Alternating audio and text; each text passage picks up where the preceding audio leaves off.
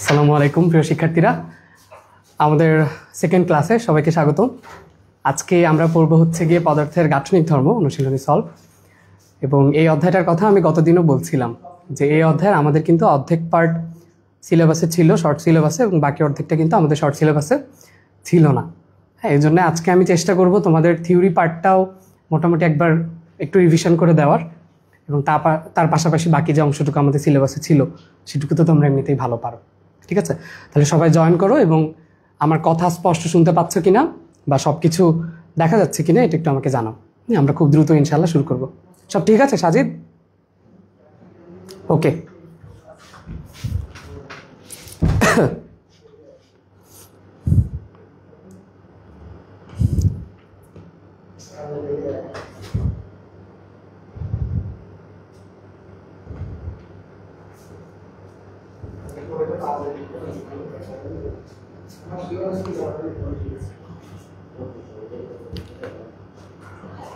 Hello hello hello, শব্দ clear?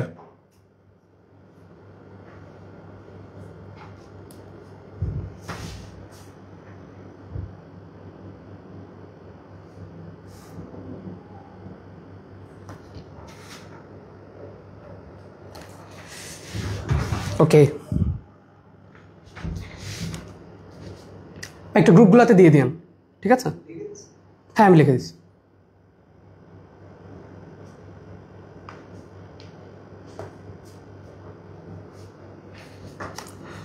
আজকে কিন্তু আমরা অনেক কিছু পড়বো। হ্যাঁ, পোকামাকড়, তারপরে মধু, আলকাতরা, অনেক টপিক আছে। সবাই একটু জয়েন করো। দেখি কে কে আসলা, তো কমেন্ট পড়তে পারছি না, দাঁড়াও।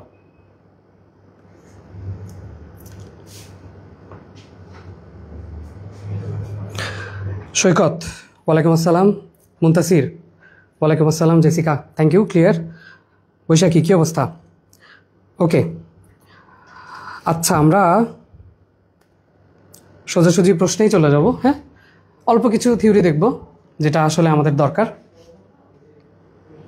এবং অধ্যায়টা কিন্তু আসলে অনেক বিস্তৃত। ধরো শুরুর দিকে আমাদের কঠিন পদার্থ নিয়ে কিছু ধর্ম আছে, যেমন স্থিতিস্থাপকতা, তাই না, পীড়ন, বিকৃতি, এবং শেষের দিকে আছে কিছু প্রবাহীর অংশ। ওই প্রবাহীর অংশগুলো আমরা আজকে একটু পড়বো, হ্যাঁ, যেগুলো তোমাদের আসলে শর্ট সিলেবাসে হয়তো বা পড়া হয়নি। ওকে, গ্রুপগুলোতে একটু দিয়ে দিন।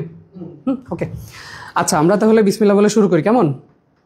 সবাই দুরূদ পড়ো আমার সাথে, দোয়া পড়ো। বিসমিল্লাহির রহমানির রহিম। আমরা রব্বি জিদনি ইলমা বলে শুরু করলাম। ওকে, আমাদের আজকের প্রথম প্রশ্ন আশা করি তোমাদের কম্পিউটার স্ক্রিনে দেখা যাচ্ছে, তোমাদের স্ক্রিনে আর কি। ওকে, দেখতে পাচ্ছ স্পষ্ট? ওকে, এই অধ্যায়ের প্রথম প্রশ্নটাই খুব ইন্টারেস্টিং এবং আমার খুবই ভালো লাগে। দেখো, একদম সহজ প্রশ্ন যে একটা পদার্থের অণুগুলোর মধ্যে কখন নিটবল শূন্য হবে। নিটবল শূন্য হবে কখন? একটু বলি, চিন্তা করে দেখো। মনে করো তোমার কাছে একটা বস্তু আছে, খুব ভালো কথা। তুমি যদি বস্তুটাকে নিয়ে দুই দিক বরাবর টান দাও, টান দিয়ে দুই পাশে নিয়ে যেতে চাচ্ছ, তখন তোমার পদার্থটা কি করবে? পদার্থ কিন্তু জিনিসটাকে আবার বিকর্ষণ করবে, তাই না? সে চাবে যেন তুমি ছেড়ে দাও, সে আবার আগের জায়গায় ফিরে আসতে চাবে, তাই না? তখন কিন্তু বিকর্ষণ করবে। আবার তুমি যদি ভেতরের দিকে এরকম চাপ দাও, তখন সে কি করবে? তখন সে বাইরের দিকে চলে আসতে চাবে, ঠিক কিনা? সো তার মানে তুমি কোনোভাবেই চাপাচাপি করতে পারবা না। চাপাচাপি করলেই সেখানে আকর্ষণ বা বিকর্ষণ চলে আসবে। সো নিটবল শূন্য রাখার ওয়ে কি? শূন্য রাখার ওয়ে হচ্ছে যে তুমি বস্তুটা যেভাবে আছে সেভাবেই রাখবা, তার ব্যাসার্ধের কোনো পরিবর্তন করবা না। তাহলে দেখো, এখানে আমাদের যে পরিচয়টা আর মানে হচ্ছে তুমি যে পরিবর্তন করছো, ঠিক আছে? এবং আর নট মানে হচ্ছে বস্তুটার যে অরিজিনাল ব্যাসার্ধ ছিল। সো অরিজিনাল ব্যাসার্ধটাই যদি তুমি সেম রাখো, তখন আমাদের নিটবল হবে শূন্য। বোঝা গেল? খুবই সহজ প্রশ্ন, এটার মধ্যে আহামরি তেমন কিছুই নাই। খালি মনে রাখো নিটবল শূন্য, আর ইকুয়াল আর নট, একদমই সহজ কথাবার্তা। আচ্ছা, এরপরে দেখো আমাদের দুই রকমের বল আছে। একটা নাম হচ্ছে আসঞ্জন বল এবং আরেকটা নাম হচ্ছে সংশক্তি বল। আসঞ্জন এবং সংশক্তি। ওকে, একটু খেয়াল করো। কোথায়? উপরে? হেডলাইনে? ও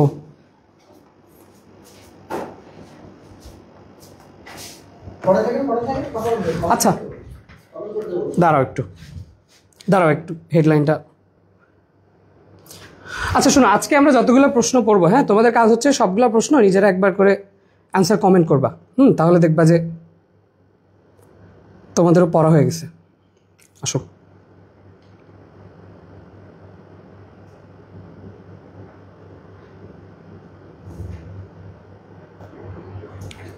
ওকে, হয়ে যাওয়ার কথা।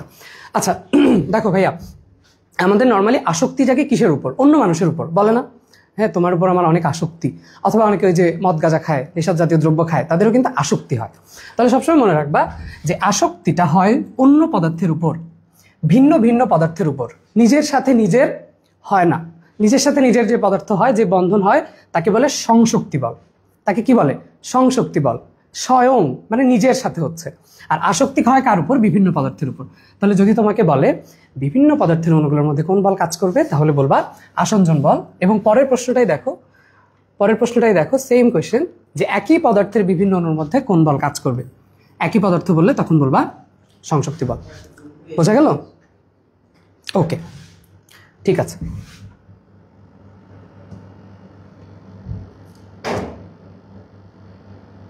ঠিক আছে, ওকে, আসো। ওকে, এরপরে দেখো স্পর্শকোণ। সো স্পর্শকোণ থেকে আমাদের মোটামুটি প্রবাহীর থিওরিতে আমরা একটু যাব। এটুকু কি তোমরা বুঝতে পারছো? ওকে, তাহলে বলো তো যে একই পদার্থের মধ্যে কোন ধরনের বল কাজ করে। যদি সেটা আসঞ্জন হয় তাহলে এ লিখো, সংশক্তি হলে এস লিখো। একই পদার্থের মধ্যে কোনটা কাজ করে, আসঞ্জন নাকি সংশক্তি? দেখো, স্পর্শকোণ নিয়ে কথা বলার আগে তোমাদের একটুখানি আমি বেসিক দিয়ে কথা বলতে চাই। আসো আমরা তাহলে, দেখো আমি এখানে কয়েকটা ছবি নিয়ে আসছি, এগুলো আমরা পরে কথা বলবো। কয়েকটা ছবি নিয়ে এখানে আগে দেখো, এই তো নিচে। ওকে, খেয়াল করো, এখানে একটা জিনিস দেখো, যে আমাদের এখানে একটা পাত্রের মধ্যে দুইটা জিনিস আছে, বুঝছো? একটা নাম হচ্ছে, দেখতে পাচ্ছ H2O লেখা। H2O মানে কি? পানি। একটা হচ্ছে Hg মানে পারদ। ঠিক আছে, তোমরা কি কেউ থার্মোমিটার ভাঙছো ছোটকালে? কখনো থার্মোমিটার ভাঙছো? যারা ভাঙছো তারা কমেন্ট করো দেখি যে হ্যাঁ ভাইয়া থার্মোমিটার ভাঙছি।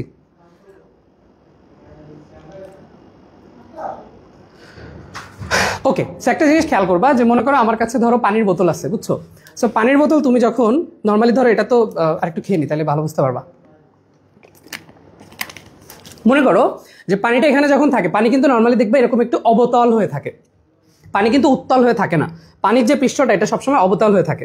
তুমি একটা কাচের গ্লাসের মধ্যে নিলেও দেখবা সেম কেস, অবতল পৃষ্ঠ। এখানেও খেয়াল করো, এই যে আমাদের চিত্রের মধ্যে দেখতে পাচ্ছ যেখানে পানিটা এরকম একটু অবতল হয়ে আছে, দেখছো এরকম হয়ে আছে, এটাকে বলে অবতল। কিন্তু তোমরা যারা পারদ ভাঙছো আমার মতো, আমি অনেক থার্মোমিটার ভাঙছি, সো পারদ কিন্তু দেখবা কি, পারদ তুমি ধরো ভাঙছো, ভাঙার পরে দেখবা এখানে এরকম গোল্লা গোল্লা বলের মতো হয়ে থাকে, সেগুলো ওইভাবে মিশে যায় না। সো দেখো তার পৃষ্ঠটা থাকে উত্তল। তার পৃষ্ঠটা কি থাকে বলো? উত্তল।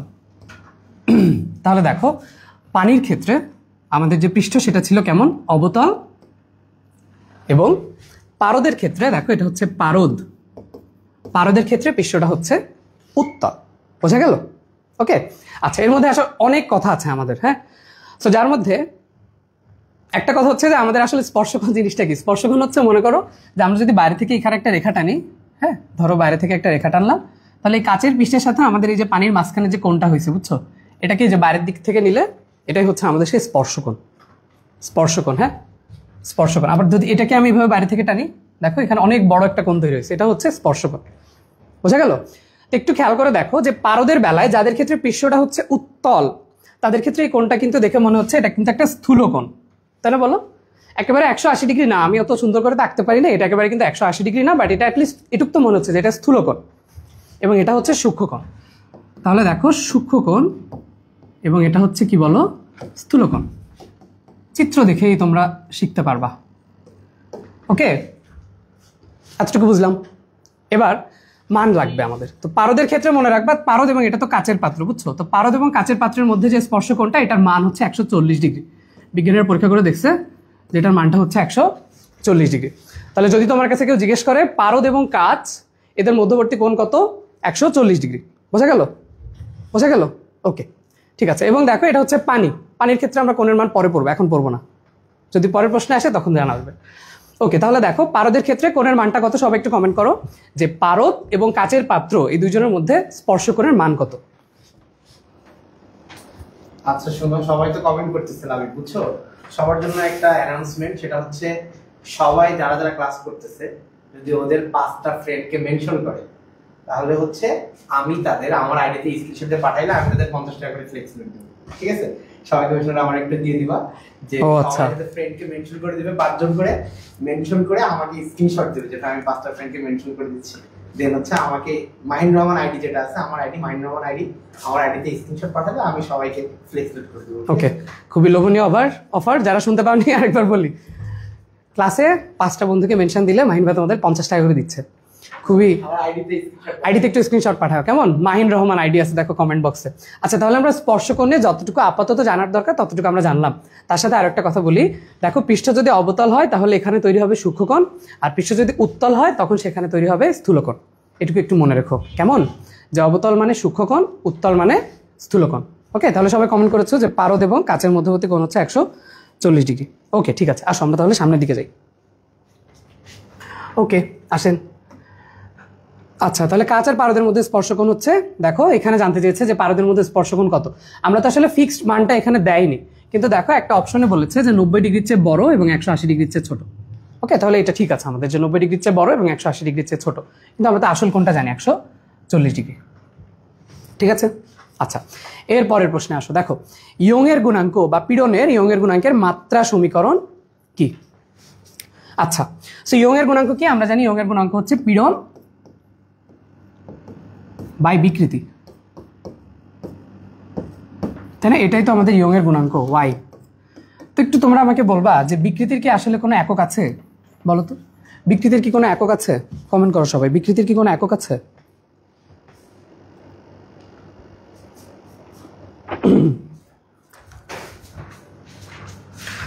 শোনো, আচ্ছা তাহলে দেখো বিকৃতির আসলে কোনো একক নাই, তাই না? আমরা জানি বিকৃতির কোনো একক নাই, কারণ এটা হচ্ছে দৈর্ঘ্য বাই দৈর্ঘ্য অথবা প্রস্থ বাই প্রস্থ এরকম হয়। সো পীড়নের পরিচয় কি ছিল? পীড়ন হচ্ছে একক ক্ষেত্রফলে তুমি কতটুকু বল প্রযুক্ত করছো, সেটাই হচ্ছে পীড়ন, ঠিক কিনা?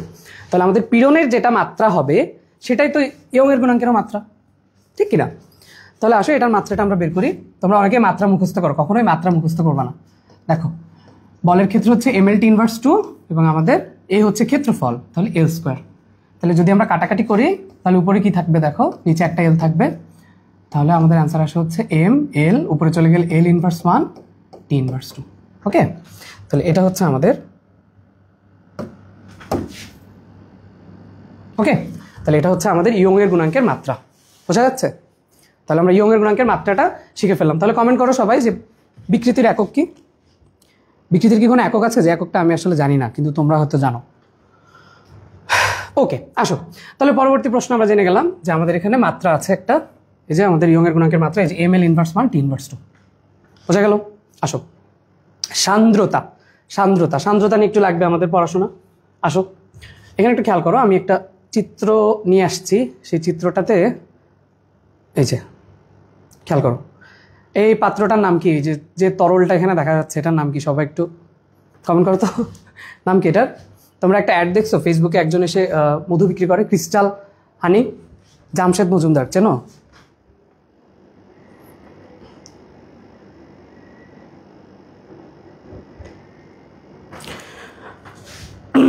না নেই, ওকে ঠিক আছে। তো দেখো তুমি যদি একটা নর্মাল সারফেসের মধ্যে পানি ঢেলে দাও, যদি পানি ঢেলে দাও, পানিটা যেভাবে আসলে গড়ায় গড়ায় পড়বে, তুমি যদি সেখানে মধু ঢেলে দাও, মধুটা কিন্তু সেমভাবে গড়ায় পড়বে না, তাই না? মধুটা কিন্তু একটু আটকায় যাবে। ইভেন তুমি যদি আলকাত্রে ঢেলে দাও, সেটা কিন্তু আরও বেশি আটকায় যাবে। তাহলে কঠিন পদার্থের ক্ষেত্রে যে কাজটা করে ঘর্ষণ, তরল পদার্থের ক্ষেত্রে সেম কাজটা করবে সান্দ্রতা। তরল পদার্থের ক্ষেত্রে সেম কাজটা কে করবে বলো? সান্দ্রতা। তাহলে এই ধর্মের নাম হচ্ছে সান্দ্রতা। কি বললাম? সান্দ্রতা বা ভিসকোসিটি, সান্দ্রতা বা ভিসকোসিটি, হ্যাঁ সান্দ্রতা। তো সান্দ্রতার গুণাঙ্কের একক আছে, এককটা আমরা পড়বো। তো সান্দ্রতার গুণাঙ্কের একক আমি এইভাবে মনে রাখতাম, তোমরা এইভাবে মনে রাখবা, আমরা থিওরি আরেকদিন পড়বো। দেখো শর্টকাটটা হচ্ছে এইভাবে মনে রাখবা, দেখো এভাবে পড়বা, নাসিম -2। কি লিখেছি দেখো? নাসিম -2। এই কালার কি দেখা যাচ্ছে? এর উপরে যাওয়ার কথা, ওকে দেখো, নাহলে এখানে আমি আবার লিখে দিই। দেখো আমাদের সান্দ্রতার গুণাঙ্কের একক,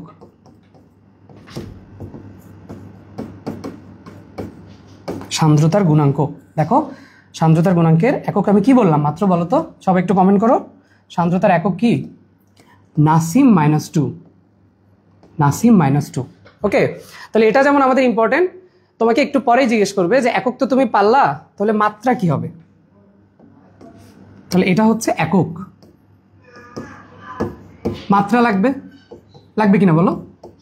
তাহলে আসো মাত্রাটা আমরা বের করি। দেখো মাত্রার ক্ষেত্রে আছে নিউটন মানে হচ্ছে বল, তাহলে mLT ইনভার্স 2 লিখলাম। বলেরটা একটু মুখস্থ রাখবা, তাহলে দেখবা বাকি ক্যালকুলেশনগুলো অনেক সহজ হয়ে যায়। এরপরে দেখো সেকেন্ড টাইম এবং মিটার ইনভার্স 2, তার মানে L ইনভার্স 2। ওকে, তাহলে আসো দেখি আমরা কাটাকাটি করলে কি থাকে।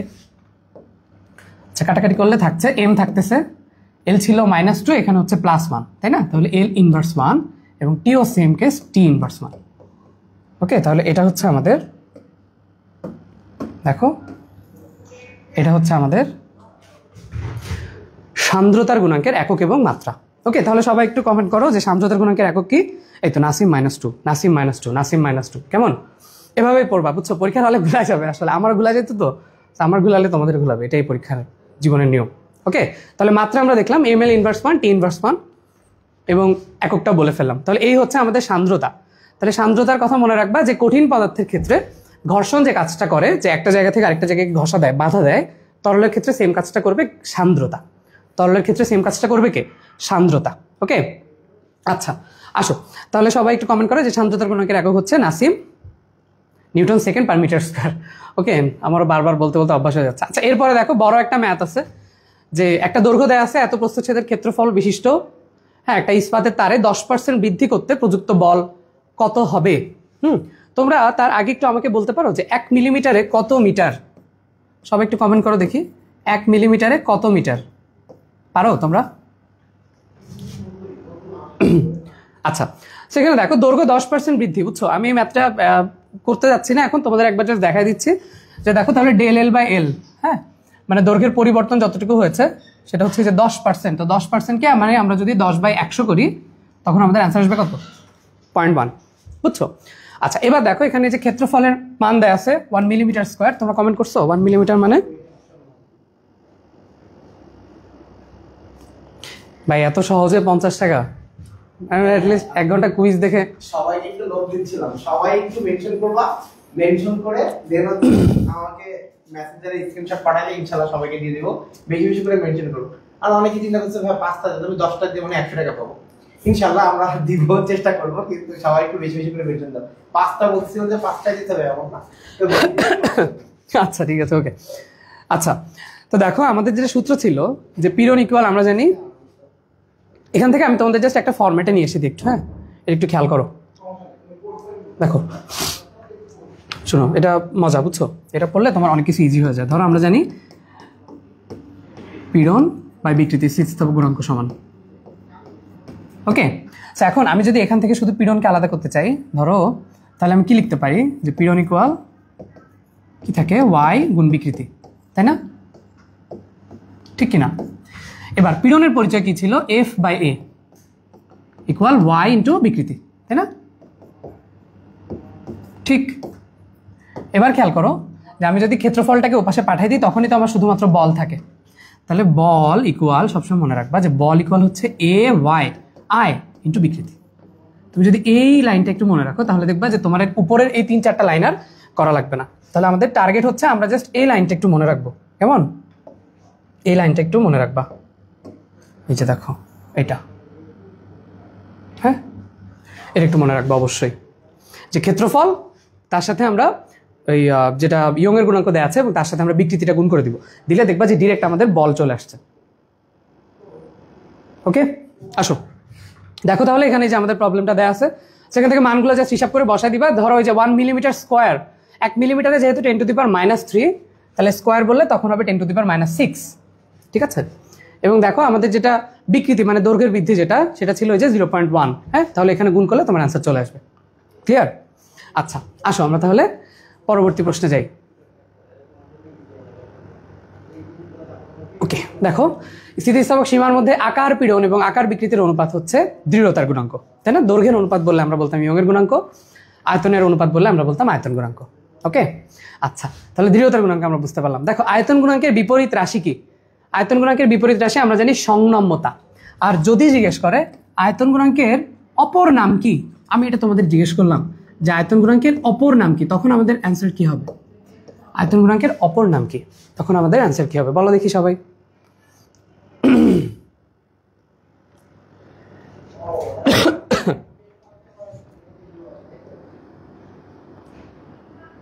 ওকে, কমেন্ট করছো? তাহলে এই সূত্রটা কিন্তু সবাই একটু মনে রাখো, আমরা কিন্তু পরে আবার ওটা অ্যাপ্লিকেশন করবো। তাহলে সবাই একটু লিখো তো, বল ইকুয়াল হচ্ছে এ ইন্টু ওয়াই ইন্টু বিকৃতি। লিখো ক্ষেত্রফল ইন্টু স্থিতিস্থাপক গুণাঙ্ক ইন্টু বিকৃতি। তুমি মনে রাখবে আয় বিকৃতি, বিকৃতি আয়, ব্যাস এতটুকু মনে রাখবে। তাহলে দেখবে যে তোমার আর উপরের ক্যালকুলেশনগুলো করা লাগতেছে না। আচ্ছা, পয়জন অনুপাতের ক্ষেত্রে অনেক হাবিজাবি কথাবার্তা লেখা আছে, এগুলো আমরা পড়বো না। পয়জন অনুপাত মানে কি তোমরা বলো দেখি, যে পয়জন অনুপাত মানে কি ছিল আমাদের? যে উপরে ছিল কি, উপরে কি দৈর্ঘ্য বিকৃতি নাকি উপরে পার্শ্ব বিকৃতি? বলো দেখি, পয়জনের অনুপাত বলতে পারবা? পয়জনের অনুপাত, হ্যাঁ পয়জনের অনুপাত কি ছিল? উপরে, উপরে কি দৈর্ঘ্য নাকি পার্শ্ব? সরি আমি জানি না আসলে, তোমরা আমাকে বলো। উপরে কি, উপরে কি দৈর্ঘ্য হলে ডি লিখো, আর যদি পার্শ্ব হয় তাহলে পি লিখো, ঠিক আছে? পয়জন অনুপাতের উপরের রাশিটার নাম কি? লবে যে রাশিটা থাকবে। আচ্ছা, এরপরে দেখো পৃষ্ঠটান পৃষ্ঠ শক্তির মধ্যে সম্পর্ক। পৃষ্ঠটান আর পৃষ্ঠ শক্তি। আসো তাহলে দেখি আমরা একটু যে পৃষ্ঠটান বলতে আসলে কি বোঝায়। এটা তোমাদের মনে আছে? সান্দ্রতা।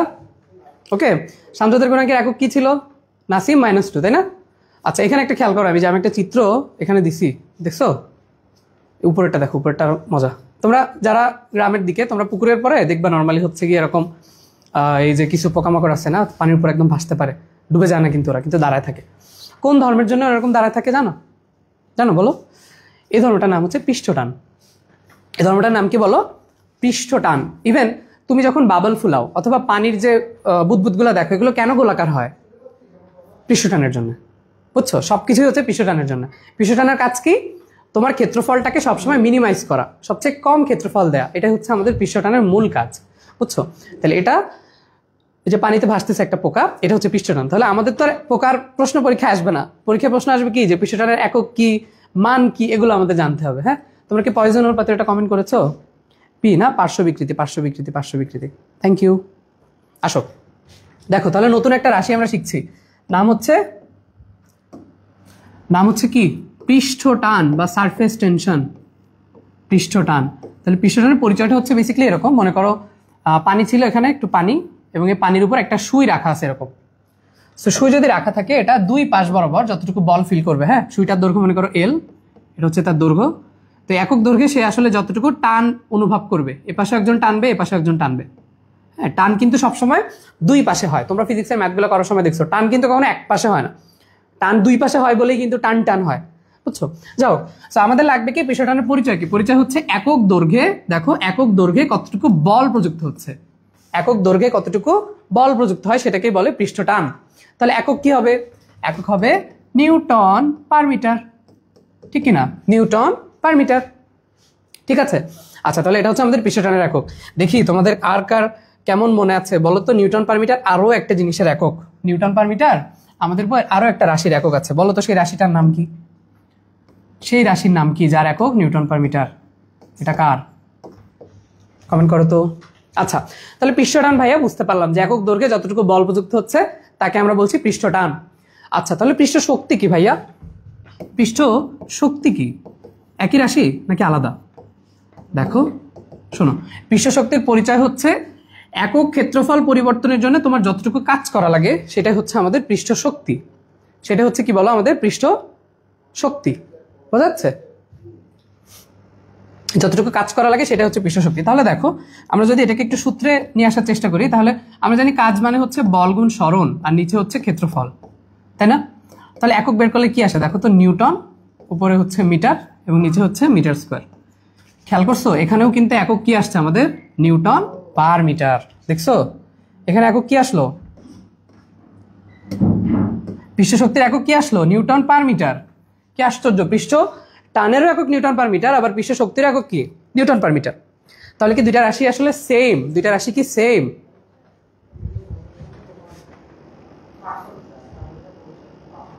ইয়াসিন কি নিজের আম্মুকেও মেনশন দিছো?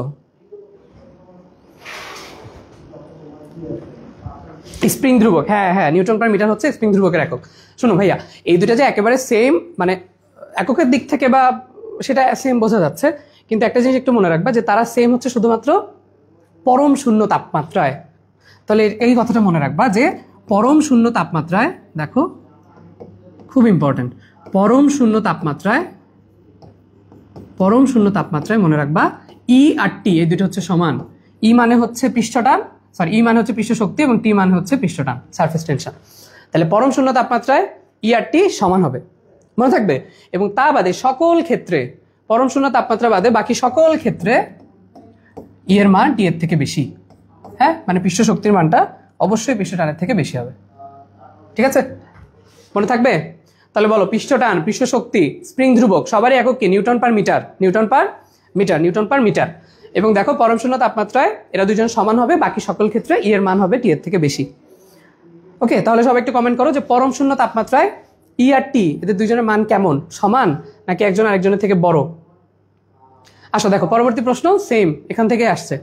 দেখো যে পৃষ্ঠটান এবং পৃষ্ঠ শক্তির মধ্যে সম্পর্ক কিরকম? এই যে আমরা একটু আগে পড়ে আসলাম যে সম্পর্ক আসলে সমান, ই সমান টি, কিন্তু সেটা কখন? পরম শূন্য তাপমাত্রায়। বাকি সকল ক্ষেত্রে পৃষ্ঠ শক্তির মান পৃষ্ঠটানের থেকে বেশি। বোঝা যাচ্ছে? বুঝছো? আচ্ছা, আসো আমরা তাহলে সামনের দিকে যাই। দেখো এখানে একটা বড় সড়ো ম্যাথ দেয়া আছে। হ্যাঁ, তো এখানে একটা তারের দৈর্ঘ্য আছে, ব্যাস দেয়া আছে, এত ভর চাপালে, এবং এই ম্যাথটা তুমি হচ্ছে এই যে 1000 কেজি দেয় আমাদের বইয়ে, তো আমি 1000 কেজি দিয়ে করার পরে এই অ্যান্সারটা আসলে আসে নাই। কখন আসবে? যখন তুমি এটা 100 কেজি দিয়ে ধরে করবা এবং জি এর মানটা 9.8 না ধরে 10 ধরবা, তখন দেখবা যে আমাদের এই ইসাক স্যারের অ্যান্সারের সাথে আর কি মিলবে। বুঝছো? বাট আমার যেটা শেখানোর কথা, আমি একটু বলি যে যদি তোমাকে নর্মালি জিজ্ঞেস করে এরকম যে সঞ্চিত শক্তির পরিমাণ কত, তখন সূত্র দিবা এটা যে হাফ ইন্টু বল ইন্টু দৈর্ঘ্যের পরিবর্তন। বুঝছো? বা বিকৃতি, যেটাকে আমরা ডিএলএল বলছি, যে দৈর্ঘ্য আসলে কতটুকু চেঞ্জ হলো। কিন্তু যদি তোমাকে বলে একক আয়তনে সঞ্চিত শক্তি কত, একক আয়তনে সঞ্চিত শক্তি, তখন তুমি বলবা, দেখো যদি একক আয়তনের কথা বলে, স্পেসিফিক্যালি একক আয়তন, তখন আমাদের সূত্রটা একটু চেঞ্জ হয়ে যাবে। তখন হবে এরকম, হাফ ইন্টু পীড়ন ইন্টু বিকৃতি। ওকে, তাহলে এটা হচ্ছে একক আয়তনের কথা যদি বলে, তখন আমরা এই কথাটা মনে রাখবো। যে একক আয়তনের ক্ষেত্রে আমাদের হবে হাফ ইন্টু পীড়ন ইন্টু বিকৃতি। কিন্তু নর্মালি যদি আমাদের শক্তির কথা বলে, তখন ওই আগেরটার মতো করে দিবা যে বল মানে বল কতটুকু হয়েছে এবং সরণ কতটুকু হয়েছে, সেটা এই দুটোর গুণফল। ওকে, আসো তাহলে এখানে আমার করে দেওয়া আছে, তুমি একবার পিডিএফটা নিয়ে একবার সুন্দর মতো নিজের বইয়ে সলভ করে ফেলবা। আচ্ছা, এরপরে দেখো একটা তরল ইয়ার ভেতর দিয়ে পড়ছিল, সেখানে সান্দ্রতাঙ্কের মানও দেয়া আছে। হ্যাঁ, সান্দ্র বল কত? দেখছো এখানে কিন্তু অলরেডি তারা ভুল করে বসে আছে, যে সান্দ্রতাঙ্কের একক নাসিমের তারা এস দেয় নাই। দেখছো ঠিক কিনা? তাহলে এটা যদি তুমি এককটা না জানতা, তাহলে কি এটা বুঝতে পারতা? ওকে, এরপরে দেখো যে এখানে সান্দ্র বল কি। আচ্ছা, একটু সান্দ্র বল কি বলি। আসলে এতগুলো নতুন টপিক, আমি একবারে না বলে তো তোমাদের বলে দিতে পারতেছি না, মুখস্থ করো। একবার বলি, শোনো, সান্দ্র বল বলতে জিনিসটা কি বোঝায়। ধরো এখানে ধরো সান্দ্রতা তো তোমার বুঝাইলাম। হ্যাঁ, সো মনে করো, ধরো এখানে একটা চিত্র আছে, দাঁড়াও দেখাই। কোথায় গেলা? এই যে মনে করো একটা এরকম তরলের গ্লাস ছিল, এটার মধ্যে দিয়ে একটা মার্বেল নিচের দিকে পড়বে। বুঝছো? মনে করো এরকম একটা মার্বেল নিচের দিকে যাচ্ছে। এখন একটু চিন্তা করে দেখো তো, মনে করো এটা হচ্ছে তোমার পানির পাত্র, এর ভেতর দিয়ে একটা বল নিচের দিকে পড়ছে। ভালো কথা, একটা বল নিচের দিকে পড়ছে। এখন যদি এর মধ্যে পানি থাকে, তাহলে তোমরা জানো যে পানি কিন্তু অলরেডি তাকে একটা মানে উপরের দিকে একটা বল দেয়, যে বলটার নাম আমরা ছোটকালে পড়ছি প্লবতা, তাই না? আমরা তো পানিতে পড়ার সাথে সাথে কি ডুবে নিচে চলে যাই না তো, কিছুক্ষণ তো ভেসে থাকি। যে কোনো কিছু পানিতে কিন্তু ভেসে থাকে, কারণটা কি? প্লবতা, একটা বল কাজ করে উপরের দিকে। সেই বলটার উপরে আসলে যে বলটা কাজ করবে, গোল বলটার উপরে পানি কর্তৃক যে বলটা কাজ করবে, তাকে বলা হচ্ছে সান্দ্র বল। তাকে কি বলে? সান্দ্র বল। মনে থাকবে? তো এই সান্দ্র বলের সূত্রটা আমরা একটু মুখস্থ করব। সান্দ্র বল, হ্যাঁ, সূত্রটা কি জানো? সূত্রটা হচ্ছে খুব সুন্দর, দেখো মুখস্থ রাখবে, এইভাবে মুখস্থ দেখো, 6 পাই আর ইটা ভি, সবার সাথে সমানুপাতিক সম্পর্ক। সেখানে ভয় পাওয়ার কিছু নাই, সবার সাথে সমানুপাতিক সম্পর্ক। 6 পাই আর ইটা ভি, 6 পাই আর ইটা ভি। হ্যাঁ, তাহলে দেখো আর এর পরিচয় হচ্ছে বলটার ব্যাসার্ধ, ইটার পরিচয় হচ্ছে সান্দ্রতাঙ্ক, ইটার পরিচয় কি? সান্দ্রতাঙ্ক। বলো তো ইটার একক কি ছিল, মনে আছে তোমাদের ইটার একক কি? এবং ভি এর পরিচয় হচ্ছে কত বেগে সেটা নিচের দিকে যাচ্ছে সেটা, বুঝছো? তাহলে এটা হচ্ছে আমাদের সান্দ্র বলের রাশিমালা 6 পাই আর ইটা ভি। তাহলে যদি তোমাকে জিজ্ঞেস করে যে বলের মানটা আসলে ব্যাসার্ধের সাথে কেমন সম্পর্ক, তুমি বলবা সমানুপাতিক। সান্দ্রতার গুণাঙ্কের সাথে কেমন সম্পর্ক, সমানুপাতিক। বেগের সাথে কেমন সম্পর্ক, সমানুপাতিক। বোঝা যাচ্ছে? ওকে, একটু তুমি চিন্তা করে দেখো যে যেই বলটা বেশি মোটা হবে সেই বলটা তো তার উপরে আরো বেশি বেশি বল দিবে, তাই না? বলো, এ তো এমনি ফিল করা যায় আর কি। তাহলে সবার সাথে কিন্তু সমানুপাতিক সম্পর্ক, একটু মনে রেখো। ওকে, দেখি তোমাদের ব্রেন কেমন বলতে। সান্দ্র বলের একক কি হওয়া উচিত? সান্দ্র বলের একক কি বলতো? একক কি সান্দ্র বলের? কি হতে পারে সান্দ্র বলের একক, বলতে পারবা? একক কি? আসো আমরা তাহলে পরের প্রশ্নে যাই। তাহলে এটা হচ্ছে সান্দ্রতা, হ্যাঁ, যে আমরা আসলে সান্দ্রতা মাপতে পারি কিভাবে। সান্দ্র বলটা আমরা আসলে কিভাবে মেজার করি। দেখো, তুমি পানির মধ্যে একটা মার্বেল ছেড়ে দিলে সে যত তাড়াতাড়ি নিচে চলে যাবে, একটা মধুর গ্লাসে তুমি সেম জিনিসটা ছেড়ে দিলে কিন্তু অত দ্রুত যায় না। এটাই হচ্ছে সান্দ্রতা। কঠিনের ক্ষেত্রে যেটা ঘর্ষণের কাজ করে, তরলের ক্ষেত্রে সেম কাজটা করবে হচ্ছে সান্দ্রতা। ওকে, এই দেখো আমরা এতক্ষণ ধরে যে গেজালাম, দেখো যে ধর্মের কারণে তরল তার বিভিন্ন স্তরের আপেক্ষিক গতির বিরোধিতা করে তাকে কি বলে? তাকে বলে সান্দ্রতা। তাকে কি বলে? সান্দ্রতা। উম্মে হাবিবা 6 পাই ইটা ভি, 6 পাই ইটা ভি। তৃষা সমানুপাতিক, সান্দ্র বল সমান ভালোবাসা নিঠুর খেলা, কি জানি লিখছে, কেমন মানুষ ভাই। আচ্ছা ঠিক আছে, এতটুকু আমরা বুঝতে পারলাম। তাহলে এটা হচ্ছে আমাদের সান্দ্রতা। এরপরে দেখো টেনে দ্বিগুণ করছে, বল কত প্রয়োজন হবে। দেখো সেম ভাবে দেখছো, আবার সে বল চাইছে, এটা ইভেন রুয়েটেও আসছে। হ্যাঁ, সো এই প্রবলেমটা আমরা যে বলছি, বল যদি জিজ্ঞেস করে তাহলে তুমি আগে ক্ষেত্রফল গুণ দিবা হচ্ছে স্থিতিস্থাপক গুণাঙ্ক, তারপর বিকৃতি দিয়ে দিবা, বুঝছো? এই আর কি। এবং এই জিনিসটা খুব ইন্টারেস্টিং লাগে আমার কাছে, যে যদি কখনো কাউকে দ্বিগুণ করা হয়, হ্যাঁ, তার মানে কিন্তু বিকৃতির মান হয়ে যায় 1, তাই না? বলো, দৈর্ঘ্যের পরিবর্তন কিন্তু 1 হয়ে যায়, বুঝছো? এই যে দেখো এখানে ক্ষেত্রফল দেওয়া ছিল 1 সেন্টিমিটার স্কোয়ার, তাহলে 10 টু দি পাওয়ার -2 স্কোয়ার করলে কত আসে? 10 to the power -4, 10 to the পাওয়ার -4, ঠিক কি না? এবং তারপরে দেখো এই যে আমাদের ক্ষেত্রফলের মান দেওয়া আছে কত, এই সরি ওয়াইয়ের মান দেওয়া আছে হচ্ছে, এখানে ওয়াইয়ের মান দেওয়া নাই, দেখছো? তাহলে ওয়াইয়ের মান না দেওয়া থাকলে সবসময় ধরে নিবা 2 × 10 টু দি পাওয়ার 11, ঠিক আছে? গেল। এরপরে দেখো এই যে 1 গুণ করে দিলা, এই যে দ্বিগুণ করলে বিকৃতির মান হয় 1, বুঝছো? এই আর কি। আচ্ছা ওকে, আসো বুঝতে পারলাম আমরা। এই যে বড় বড় ম্যাথ দেওয়া আছে, একটু কইরো বাবা, এগুলো আমি আর বলতেছি না। আচ্ছা এইখানে আমরা একটু এই জিনিসটা কিভাবে কি মুখস্থ করবো একবার একটু বলি, শুনো। দেখো এখানে বলছে হচ্ছে কি যে অনেক কথাবার্তা বলা, হ্যাঁ, বলে বলছে যে পানির পৃষ্ঠটান কত। আমরা ভাই মেডিকেল পরীক্ষা দিব, আমরা এত ম্যাথ ট্যাথ করতে চাই না, আমরা জাস্ট ডিরেক্ট মুখস্থ রাখবো যে পানির পৃষ্ঠটান যখনই তোমার কাছে কেউ জিজ্ঞেস করবে, পানির পৃষ্ঠটান বললেই বলে দিবা 72 × 10 to the power -3 newton per metre. হ্যাঁ, এই আর কি। তাহলে পানির পৃষ্ঠটানের মান কত? 72 × 10 টু দি পাওয়ার -3। সবাই একটু কমেন্ট করো যে পানির পৃষ্ঠটানের মান কত? 72 × 10 টু দি পাওয়ার -3। একটু পয়েন্টের এলোমেলো থাকতে পারে, বেশি কম থাকতে পারে। Newton Newton Newton Newton, very good.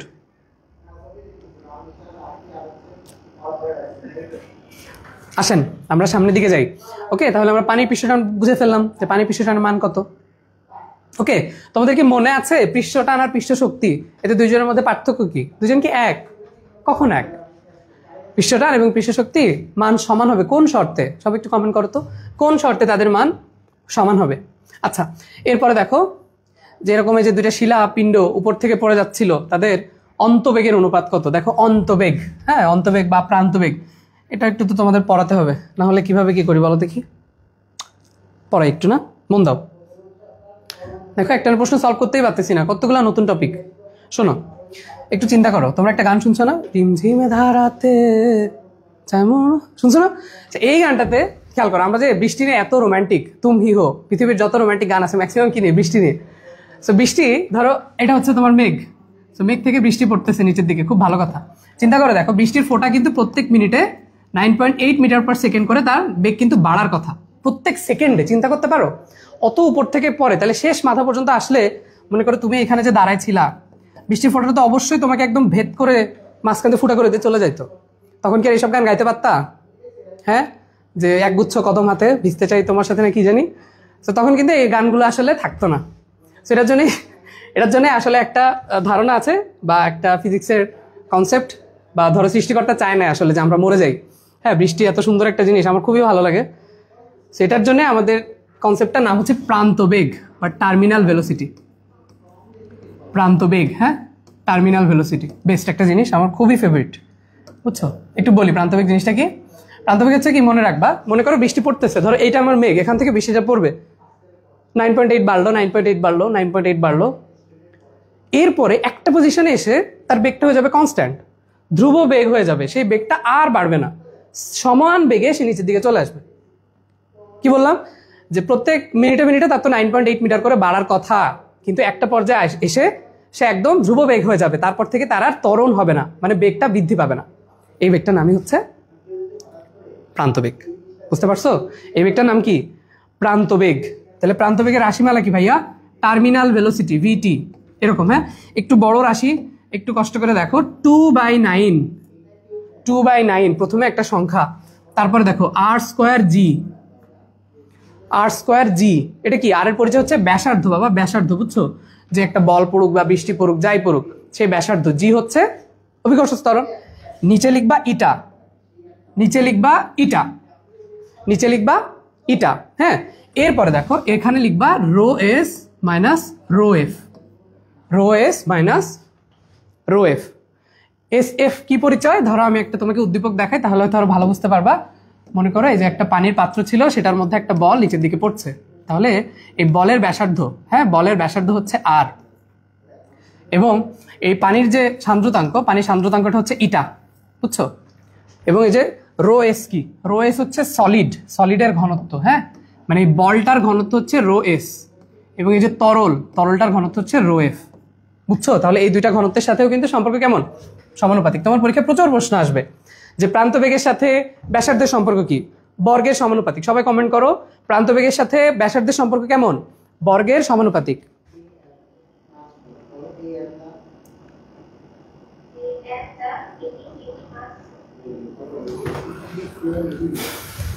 ওকে, বর্গের সমানুপাতিক। তারপরে দেখো এটা হচ্ছে সান্দ্রতাঙ্ক, তাহলে সান্দ্রতাঙ্কের সাথে সম্পর্ক কেমন? ব্যস্তানুপাতিক।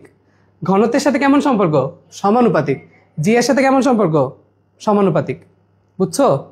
ওকে, আচ্ছা, তাহলে এটা হচ্ছে আমাদের প্রান্তবেগের রাশিমালা। আমি কিন্তু পুরা টাইম তোমাদের জিজ্ঞেস করতেই থাকবো যে প্রান্তবেগের সাথে কার কি সম্পর্ক বলো, হ্যাঁ, প্রান্তবেগের সাথে আর এর কি সম্পর্ক, রো এর কি সম্পর্ক, ইটার কি সম্পর্ক, ভালো মতো মনে রেখো।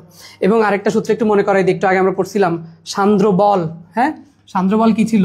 6πr ইটা ভি, এটা ছিল কি? সান্দ্র বল, তাই না? সান্দ্র বল মনে আছে? সান্দ্র বল ভুলে যেও না কিন্তু। সান্দ্র বল এটা হচ্ছে কি? প্রান্তবেগ। সবগুলো কাছাকাছি তো কনসেপ্ট। তো এখানে দেখো যে দুইজনের ব্যাসার্ধের অনুপাত দেওয়া আছে 1:2, বলেছে প্রান্তবেগের অনুপাত কত। আমরা তো জানি, আমরা তো একটু আগে শিখে আসছি ব্যাসার্ধের সাথে সম্পর্ক কেমন? বর্গের সমানুপাতিক। তাহলে কি হবে? 1:4। 1:2 থেকে কি হয়ে যাবে বলো? 1:4। বুঝতে পারছো? সহজ না? বুঝতে পেরেছো? পারবে? ঠিক আছে, আসো সামনের দিকে যাই। তাহলে এতটুকু আমরা বুঝতে পারলাম। ওকে, ঠিক আছে। এখানে কি আমাদের প্রশ্ন বাদ গিয়েছে কিছু? বাদ তো যাওয়ার কথা না, না বাদ তো একটা গেছে। এই যে পৃষ্ঠশক্তির একক, এটা তো পারো অলরেডি নাকি? পৃষ্ঠশক্তির একক তো আমি শুরুতেই তোমাদের পড়ায় আসছি যে পৃষ্ঠশক্তির একক এবং পৃষ্ঠটানের একক কিন্তু সেম, নিউটন পার মিটার। হ্যাঁ, নিউটন পার মিটার, বুঝছো? আচ্ছা ঠিক আছে, এতটুকু আমরা পড়ে ফেললাম। আসো আমরা তাহলে নিচের প্রশ্নে যাই, দেখি বাদ গেল নাকি। এত কষ্ট করে পড়ায় যদি একটা দুটো প্রশ্ন বাদ চলে যায় তাহলে তো নিজেকে ক্ষমাই করতে পারবো না। এই তো দূর, সেটা তো সেটই হয় না। আচ্ছা, এখানে দেখো যে কোন অবস্থায় অনুসরণের মধ্যে আন্তঃনবিক আকর্ষণ বল সর্বনিম্ন হয়? আমরা জানি বায়বীয়তে। ঠিক আছে, এটা মনে রাখবা, বায়বীয়, এটা তো আর পড়ানোর কিছু নাই। কমেন্ট করছো? বর্গের সমানুপাতিক। ওকে, ঠিক আছে। তাহলে আরেকটা কমেন্ট করো তো, প্রান্তবেগের সাথে সান্দ্রতাঙ্কের সম্পর্ক কেমন? সমানুপাতিক নাকি ব্যস্তানুপাতিক নাকি বর্গের সমানুপাতিক?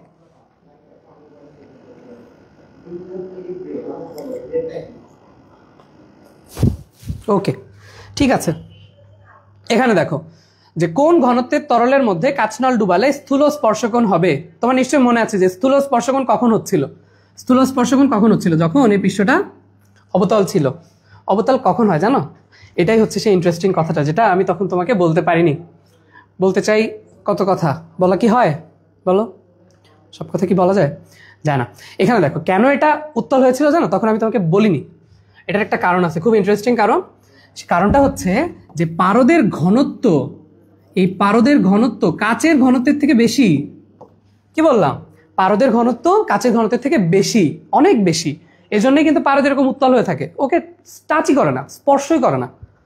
কিন্তু পানি যেটা, পানির তো জানো ঘনত্ব অনেক কম, তাই না? তো পানির চেয়ে তো অবশ্যই কাচের ঘনত্ব বেশি, সেই জন্য পানি অত, ওর মধ্যে অত অহংকার নাই। অহংকার না থাকার কারণে ও কাচটাকে ভিজায় দেয়, কাচটাকে কি করে? ভিজায় দেয়, স্পর্শ করে। কিন্তু পারদ কি করে? স্পর্শ করে না, ওর অনেক অহংকার। বুঝছো? তাহলে মনে রাখবা যে যার ঘনত্ব বেশি হবে তার ক্ষেত্রে কোনটা হবে? স্থূলকোণ। এবং যার ঘনত্ব কম তার ক্ষেত্রে হবে সূক্ষ্মকোণ। এবং তোমাদের আশা করি কোণের মানটা মনে আছে। পারদের ক্ষেত্রে কোণটা হচ্ছে 140 ডিগ্রি। 140 ডিগ্রি। গেটটা একটু লাগাই দেন না।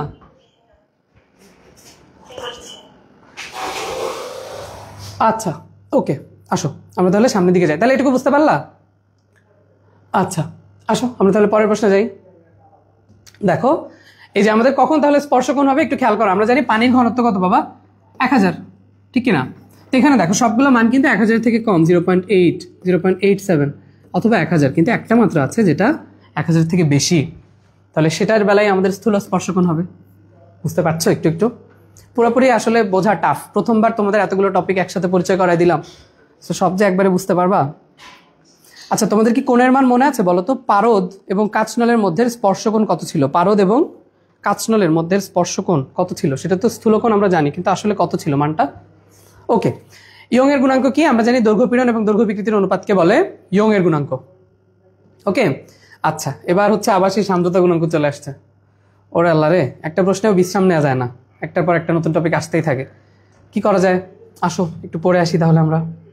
আমরা কিন্তু একটু আগে সান্দ্রতার গুণাঙ্ক পড়ে ফেলছি। কেমন? যে সান্দ্রতার গুণাঙ্ক জিনিসটা কি ছিল? সান্দ্রতার গুণাঙ্কের আমরা অল্প কিছু কথা জানি, যেটাকে ইটা দিয়ে প্রকাশ করা হয়, এবং যার একক ছিল, একক কি ছিল বলতো? এই যে নাসিম -2। এবং মাত্রা কি ছিল? মাত্রাটাও দেখতে অনেক সুন্দর, বুঝছো? L−1 T−1, খুব সিমেট্রিক্যাল শেপ। তো এরকম প্রশ্ন সারা পরীক্ষায় দিয়ে দেয়। তো এখানে আমরা যেটা পড়বো যে সান্দ্রতার গুণাঙ্ক কিভাবে কিভাবে নির্ভর করে। দেখো, এটা তো পরিবাহীর বৈশিষ্ট্য। তো আমাদের পরিবাহী আছে দুই রকমের, বুঝছো? একটা হচ্ছে তরল, একটা হচ্ছে গ্যাস। পরিবাহী দুই রকমের, তরল আর একটা কি? গ্যাস, বুঝছো? তো দেখো, মনে রাখবে। দেখো, চিন্তা করো একটু। তরলের ক্ষেত্রে মনে করো আমাদের যে এখানে কার প্রভাব চেয়েছে? তাপমাত্রার সাথে, না? ওকে, তো তরলের ক্ষেত্রে কি আমাদের, আচ্ছা গ্যাসেরটা আগে বলো। মনে করো গ্যাসের অনেকগুলা অণু এরকম এক জায়গায় ছিল, হ্যাঁ, খুব তারা একদম ক্লোজ, এক জায়গায় খুব ভালো বন্ধুত্ব, তো সব এক জায়গায় চুপচাপ বসে আছে অনেকগুলো কণা। তুমি কি করছো? তুমি তো বেয়াদব। তুমি গিয়ে নিচে ওদের আগুন ধরাই দিছো এইভাবে। এটা মনে করো একটা মোমবাতি, আগুন ধরাই দিলা। এই যে আগুনের তাপ পেয়ে তুমিই বলো ওরা কি আর এক জায়গায় থাকবে, নাকি যে যেদিকে পারবে ছুটে চলে যাবে? অবশ্যই যে যেদিকে পারবে ছুটে চলে যাবে, তাই না? তখন আর অত প্রেম ওদের মধ্যে কাজ করবে না, বুঝছো? তার মানে পিছনে আগুন লাগাই দিলে ভালোবাসা খুব একটা কাজ করে না, বুঝছো? তখন দেখো যে যার মতো দৌড় দিছে। তো এটার মানে কি বুঝাইলো? যে যদি আমি তাপমাত্রা বৃদ্ধি করি তাহলে তাদের সান্দ্রতাটা কমে গেল কিনা, বুঝছো? এটা হচ্ছে আমাদের মেইন কথা, যে তাহলে আমাদের সান্দ্রতার গুণাঙ্কের সাথে দেখো বর্গমূলের সমানুপাতিক। হ্যাঁ, মানে সমানুপাতিক সম্পর্ক। তুমি যদি তাপমাত্রা যত বাড়াবা এই গুণাঙ্কটাও তত বাড়বে, বুঝছো? সমানুপাতিক সম্পর্ক। ঠিক আছে, আসো এরপরে আসো আমরা সামনের দিকে যাই। এবার দেখো যে 5 সেন্টিমিটার ব্যাসার্ধের বুদবুদ সৃষ্টি করতে কৃত কাজ কত? এটা হচ্ছে আমাদের যে পৃষ্ঠটানের কথাবার্তা। হ্যাঁ, তো এখান থেকে অত বেশি লাগবে না, জাস্ট মনে রেখো। গ্যাসের ক্ষেত্রে মনে রেখো কিন্তু, হ্যাঁ, সমানুপাতিক, বর্গমূলের সমানুপাতিক। এই সূত্রটা সম্ভবত ম্যাক্সওয়েল সাহেব দিয়েছেন আর কি। ওকে, ঠিক আছে। 140 ডিগ্রি না? আগেরটা মনে আছে? ওকে, আসো। পয়সনের অনুপাত পড়ে আসছে আগে, এখান থেকে আমরা আর পড়বো না। পয়সনের অনুপাতের কোনো একক আছে নাকি বলো দেখি? পয়সনের অনুপাতের একক কি বলো? পারবা? পয়সনের অনুপাতের একক কি? এই দেখো, এটা তোমাকে একটু আগে আমি পড়ে আসছি, যদি তোমাদের মনে থাকে, যে এক একক ক্ষেত্রফল বৃদ্ধি করার জন্য যতটুকু কাজ করা লাগে সেটাকে কি বলে? পৃষ্ঠ শক্তি। কি বলে বলো? পৃষ্ঠ শক্তি। তাহলে ক্ষেত্রফলকে এক একক বৃদ্ধি করতে যে পরিমাণ কাজ করা লাগে তাকে বলে পৃষ্ঠ শক্তি। ই হচ্ছে আমাদের সেই পৃষ্ঠ শক্তি। বোঝা যাচ্ছে? আচ্ছা, আসো আমরা যাই। দেখো, হুকের সূত্র কি? হুকের সূত্র আমরা জানি পীড়ন সমানুপাতিক বিকৃতি। মনে আছে আশা করি? আচ্ছা, সবাই দেখি আগের পড়া মনে আছে কিনা বলো। গ্যাসের সান্দ্রতার গুণাঙ্কের সাথে তাপমাত্রার সম্পর্ক কেমন? সমানুপাতিক নাকি বর্গমূলের সমানুপাতিক? এই গ্রাফটা দেখো, গ্রাফটা ইন্টারেস্টিং। এখন একটু ফিল নিয়ে পড়তে পারবা গ্রাফটা কেন এরকম হলো। চিন্তা করে দেখো, একটু জুম করি, দাঁড়াও। দেখছো রাগ করছে? পৃথিবীতে সবাই রাগ করে, আমি আচ্ছা দাঁড়াও, ওকে এখানে একটু খেয়াল করো। হ্যাঁ, সো মনে করো দেখো দূরত্বের সাথে বেগের একটা গ্রাফ দেয়া। সো এই যে বৃষ্টির কথা মনে করো, বৃষ্টি ওই যে উপর থেকে পড়তেছিল, একটা বেগ বাড়তেছিল, কিন্তু প্রত্যেক সেকেন্ডে কিন্তু তা 9.8 মিটার করে বাড়তেছে। কিন্তু একটা মোমেন্টে এসে কি হয়েছে বলো দেখি, তার বেগটা ধ্রুব হয়ে গেছে, আর বেগটা বাড়ছে না, আর ত্বরণ হচ্ছে না, তখন সে আবার সমবেগে নিচের দিকে নামা শুরু করছে। তাহলে এখানেও দেখো সেম, যে একটা সময় পর্যন্ত, একটা দূরত্ব পর্যন্ত তার বেগটা বৃদ্ধি পেল, এরপর থেকে সেটা যতই দূরত্ব বাড়ুক তার বেগটা কিন্তু আর বৃদ্ধি পায়নি, সেটা একদম সমবেগে চলে গেছে। তাহলে এরকম প্রশ্নও কিন্তু তোমার কাছে করতে পারে যে একটা বৃষ্টির ফোঁটা মাটিতে পড়ার আগ মুহূর্তে তার ত্বরণ কত, বলো দেখি। একটা বৃষ্টির ফোঁটা উপর থেকে নিচের দিকে পড়ছে, একদম শেষ মুহূর্তে তার ত্বরণ কত?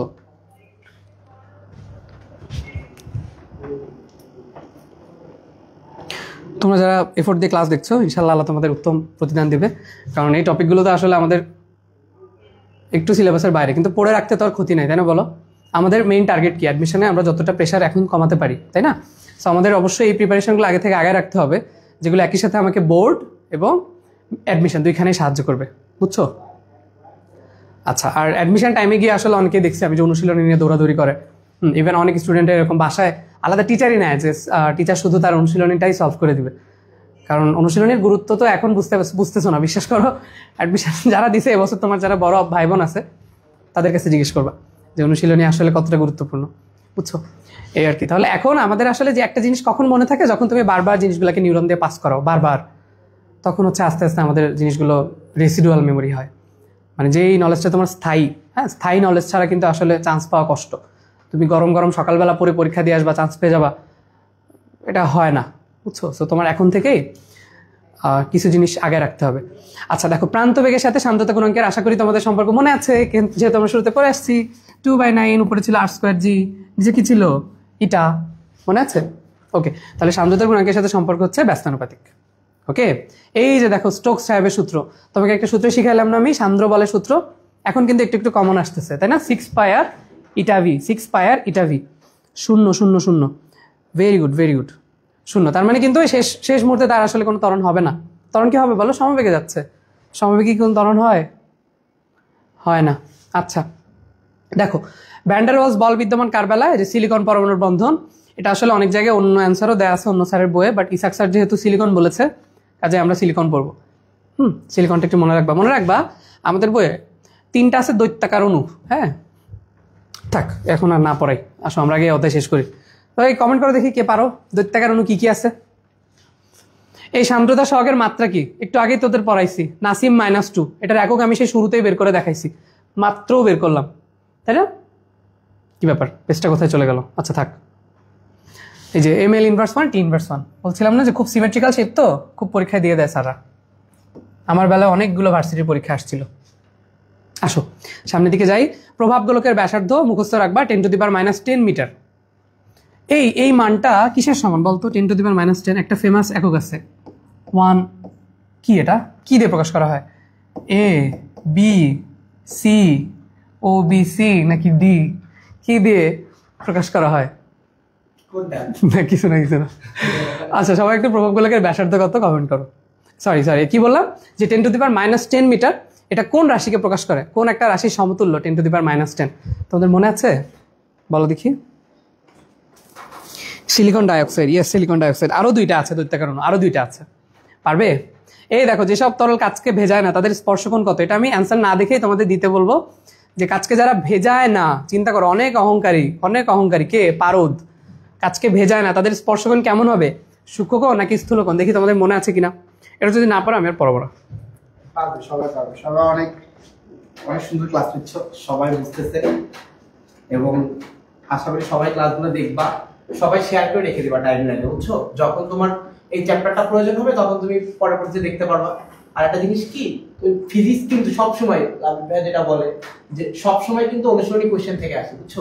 তো ওই অনুশীলনী কোয়েশ্চেনটা তুমি যখন সলভ করতে পারবা, বুঝে সলভ করতে পারবা। 2 ধরনের সলভ করা আছে, একটা হচ্ছে আন্দাজে মুখস্থ করা, আর একটা হচ্ছে তোমার ওই করা, ওই যে কি যেন বলে যে উত্তর মুখস্থ করা। তো নর্মালি হয় কি আমরা যদি আন্দাজে মুখস্থ করি সেক্ষেত্রে হয় কি ওই অপশন দেখে এটা তো মনে হয় গতে আছে, এটা তো মনে হয় ক্ষতে আছে, দেখে দেখে পড়ি। তো তুমি যখন ওই জিনিসটা বুঝে বুঝে পড়বা, লাবিব ভাই যেভাবে পড়াচ্ছে একটু বুঝে বুঝে পড়বা, তখন কিন্তু তোমার জিনিসটা ফিলিংস আসবে, না আমি জিনিসটা ফিল করতে পারতেছি, এটা আমি বুঝে করতেছি। তখন কিন্তু তোমার কনফিডেন্স লেভেলটা একটু বেড়ে যাবে। তোমাদের যে ভীতিটা আছে, আমরা নর্মালি যারা মেডিকেল স্টুডেন্ট আছি সবাই কিন্তু একটু ফিজিক্স দেখলেই ভয় পাই। আল্লাহ, ফিজিক্স মনে হয় অনেক কঠিন, অনেক কঠিন। আমার কাছে মনে হয় তুমি যদি এই ক্লাসগুলো করো রেগুলার, ডেমস স্কোয়ার্সের যে পেজে যে ক্লাসগুলো হয়, লাবিব ভাই যে ক্লাসগুলো নেয় বা আরও ভাইরা যে ক্লাসগুলো নেয়, আমার কাছে মনে হয় তোমার ভীতি ইনশাল্লাহ কমে যাবে এবং ইনশাল্লাহ তুমি তোমার যে 20 মার্কস আছে ইনশাল্লাহ তুমি ক্লাসগুলো করলে 20-এ 20ই পাবা, ঠিক আছে? আর লাবিব ভাই কিন্তু অনেক সুন্দর করে কথা বলে, লাবিব ভাইয়ের ক্যামেরার কণ্ঠ কিন্তু অনেক সুন্দর, ঠিক আছে? আমি কথা বললে দেখবা গেরায়, ঠিক আছে? তো খুবই বাজে বাজে লাগে। যাই হোক, তোমরা একটু সুন্দর করে ক্লাসগুলো করবা বুঝে বুঝে, এবং সবচেয়ে ইম্পর্টেন্ট যেটা সেটা হচ্ছে ভাইয়া যেটা করতেছে দেখছো, ব্যাখ্যাগুলো পাশে লিখে দিচ্ছে। তো তোমরা করবা কি, তোমাদের বইয়েরও ওই ব্যাখ্যাগুলো পাশে লিখে দিবা। এটা কিন্তু একটা অ্যাডভান্টেজ তোমার বোথ এইচএসসি প্লাস হচ্ছে মেডিকেল, ঠিক আছে? সবার জন্য অনেক অনেক শুভকামনা। থ্যাংক ইউ মাহিন ভাই, আমাদের অনেক গাইডলাইন দিল। বই রেডি করার চেয়ে ভালো কিছু নাই। তোমরা যারা স্থূলকোণ বলেছো অনেক অনেক ধন্যবাদ তোমাদেরকে। আমি একটু নামগুলো পড়ি। সরস্বতী, উম্মে হাবিবা, অর্পিতা বাছার, তারপরে হচ্ছে অর্পিতা রায়, বৈশাখী, মুন্তাসির, রিমা, হ্যাঁ মারিয়া, লিজা, রোজা, থ্যাংক ইউ, রূপামণি, তোমাদের অনেক ধন্যবাদ। তোমরা এতটুকু পারছো, এতেই আমি সার্থক। হ্যাঁ, তাহলে কাজকে ভেজাবে না, তারা হচ্ছে 90 ডিগ্রির চেয়ে বড়, মানে স্থূলকোণ। ওকে, ঠিক আছে, আসো আমরা দেখি এ পাশে আমরা আর কি কি পড়বো। আচ্ছা, এই পৃষ্ঠটানের একক কি? কমেন্ট করো দেখি, পৃষ্ঠটানের একক কি? আমাদের পরে একটা প্রশ্ন আসছে, পৃষ্ঠটানের একক কি? কমেন্ট করো, কমেন্ট করো, পৃষ্ঠটানের একক কি? আচ্ছা, এখানে দেখো, পানিতে যদি কিছু ডিটারজেন্ট মিশানো হয় তখন পৃষ্ঠটান কি হবে? ডিটারজেন্ট মিশালে পৃষ্ঠটান কি হবে? হ্যাঁ, এই আমরা আমাদের ফুসফুসে যে অধ্যায় আছে শ্বসন এবং শ্বাসক্রিয়া, সেখানে আমরা দেখেছি যে আমাদের 23 সপ্তাহে বাচ্চাদের সারফেক্টেন্ট ক্ষরণ হওয়া শুরু হয়। সারফেক্টেন্ট যেটা একটা ডিটারজেন্ট জাতীয় পদার্থ, তাই না? সারফেক্টেন্ট কি জাতীয় পদার্থ? অ্যাকচুয়ালি সে একটা ফসফোলিপিড, কিন্তু বলা হয় কি যে ডিটারজেন্ট জাতীয় পদার্থ। এবং এই সারফেক্টেন্টের মূল কাজ কি? তোমার পৃষ্ঠটানের মানটাকে কিন্তু কমায় দেয়, পৃষ্ঠটানের মানকে কমায় দেয়, বুঝছো? তাহলে দেখো যে আমাদের ওখান থেকেও তো আমরা জানি যে যদি সারফেক্টেন্ট ঠিকমতো খরিত না হয় তখন কি হয়, তোমার যে লাংসটা আছে বাচ্চার ওটা কিন্তু কলাপস হয়ে যাবে। হ্যাঁ, দুইটা মনে করো হয়ে যায়, এটাকে বলে হচ্ছে রেসপিরেটরি ডিস্ট্রেস সিনড্রোম। হ্যাঁ, আরডিএস, রেসপিরেটরি ডিস্ট্রেস সিনড্রোম। যাও, তাহলে এটা একটু মনে রেখো যে আমাদের যেহেতু সারফেক্টেন্টটা তো ওটা তো আমরা শ্বসনের অধ্যায় থেকে আগে থেকেই পারি, যেহেতু বায়োলজি আমরা ভালো পারি যে সারফেক্টেন্ট পৃষ্ঠটানের মানকে কমায়। তাহলে এটা আমরা মনে রাখবো যে ডিটারজেন্ট যখন মিশানো হবে তখন আমাদের পৃষ্ঠটানের মানটা হ্রাস পাবে, পৃষ্ঠটানের মানটা হ্রাস পাবে। এবং আরেকটা বলি, ধরো তুমি পানি গরম করছো, তুমি দেখবা নর্মালি হচ্ছে আমরা কাপড় চাপড় ধুই যারা, তোমরা তো অনেকেই ধো না, তোমরা তো লাট সাহেব। সো ওই কাপড় চোপড় যারা ধো তারা দেখবা যে পানি একটু গরম করে নিলে কিন্তু কাপড় ভালো ধোয়া যায়। ওটার কারণ কিন্তু এইটা যে পৃষ্ঠটানটা কমে যায়, পৃষ্ঠটান কমে গেলে তখন ময়লাগুলো সহজে উঠে যায়। কাজেই যারা কাপড় চোপড় কাচবা, প্রস্তুতি নিচ্ছ সংসার করার অথবা নিজের জামা কাপড় কাচার, তারা একটু পানি গরম করে তারপরে কাপড় চোপড় ধোবা, দেখবা যে ভালো পরিষ্কার হচ্ছে। সবই ফিজিক্স, সবই সায়েন্স, যে শাকিব খানের মতো, এটাই সায়েন্স। আচ্ছা দেখো, পৃষ্ঠটানের একক তোমরা পড়ছো না, নিউটন পার মিটার।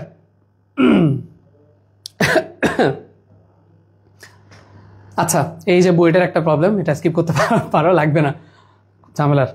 আচ্ছা, কোনো তারের অসহপীড়ন কিসের উপর নির্ভর করে? ভাইয়া আমরা অনেকক্ষণ পর্যন্ত কঠিন পদার্থের কোনো প্রশ্নই পড়িনি। অসহপীড়ন নির্ভর করে উপাদানের, উপাদানের উপর।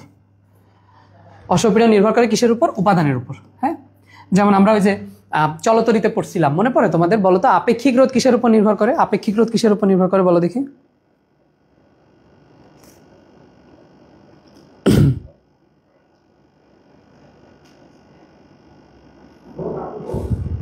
ওকে, আসো আমরা দ্রুত শেষ করি, আমাদের যতগুলো প্রশ্ন আছে। আচ্ছা দেখো, যেই যে আমি তোমাদের শুরুতে বললাম না যে কেন আমাদের বাবেলগুলো গোল গোল হচ্ছে, তাই না? কেন গোল হচ্ছে? কারণ পৃষ্ঠটান। পৃষ্ঠটানের জন্য আমাদের তরল বিন্দুগুলো গোলাকার হয়। তোমরা একটু কমেন্ট করো, পৃষ্ঠটানের একক কি ছিল? পৃষ্ঠটানের একক কি? কমেন্ট করো সবাই। পৃষ্ঠটান বা পৃষ্ঠ শক্তি অথবা স্প্রিং ধ্রুবক একক কি? আচ্ছা, এখানে দেখো আবারও সেই সেম প্রশ্ন, প্রান্তবেগের সাথে আমাদের ব্যাসার্ধের সম্পর্ক যাচ্ছে, এটা আমরা অলরেডি পড়ে ফেলছি। প্রান্তবেগের সাথে ব্যাসার্ধের সম্পর্ক কি? আমাদের কি আর এইসব প্রশ্ন দিয়ে আটকানো যাবে? বলো, আটকানো যাবে? যাবে না। তাহলে তুমি কিন্তু আজকে অনেক কিছু শিখে গেলা। তুমি জানলা যে কেন পৃথিবী সবকিছু গোল, মানে পানির ইয়া আর কি বাবলসগুলা, তাই না? তুমি যেটা মুখ দিয়ে ফুলাও, এটা কেন গোল হয়? এটা তো চারকোনা হতে পারতো পৃষ্ঠটানের জন্য, কারণ ক্ষেত্রফলটা যখন গোলাকার থাকে তখন সবচেয়ে কম থাকে আর কি, বুঝছো? ওকে, যাই হোক, তাহলে দেখো এই যে আমাদের ব্যাসার্ধের সাথে বর্গের সমানুপাতিক, ব্যাসার্ধের বর্গের সমানুপাতিক। ওকে, তোমরা আমাকে কমেন্ট করছিলে একটু আগে যে পয়সনের অনুপাতের উপরে হচ্ছে পার্শ্ব বিকৃতি, নিচে হচ্ছে দৈর্ঘ্য বিকৃতি। হ্যাঁ, যাদের মনে থাকে না তারা একটু পচা কথা দিয়ে মনে রাখতে পারো, যেমন না থাক বলবো না, বলবো না থাক বলবো না, কমেন্ট করো দেখি তোমাদের।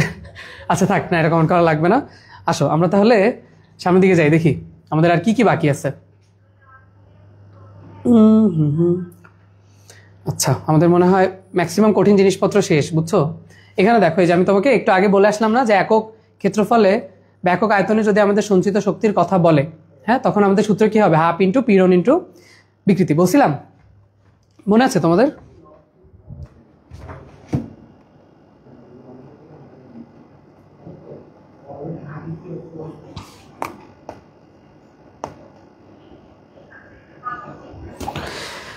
ওকে, হ্যাঁ, আপেক্ষিক রোধ উপাদানের উপর নির্ভর করে।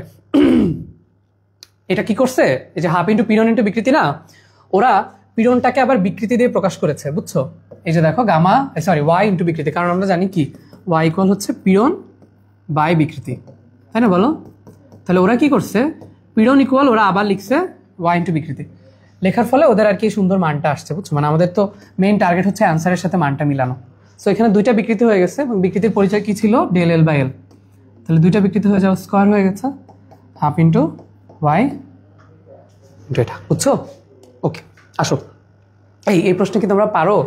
স্পর্শকোণ 90 ডিগ্রির বেশি, তার মানে স্থূলকোণ। স্থূলকোণ পারদ কিভাবে ছিল? পারদ কি এরকম হয়েছিল নাকি এরকম হয়েছিল? বলো দেখি, সে কি অবতল হয়েছিল নাকি সে উত্তল হয়েছিল? তোমাদের কি মনে আছে? আমার প্রিয় শিক্ষার্থী, তোমাদের কি মনে আছে? বলো দেখি। এগুলো দেখো না প্লিজ, আমি অ্যান্সার দেখাতে চাই না।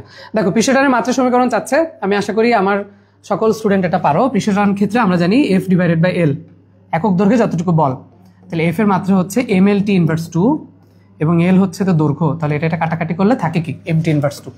ওকে, তাহলে এটাই হচ্ছে আমাদের অ্যান্সার, যে এম টি ইনভার্স 2।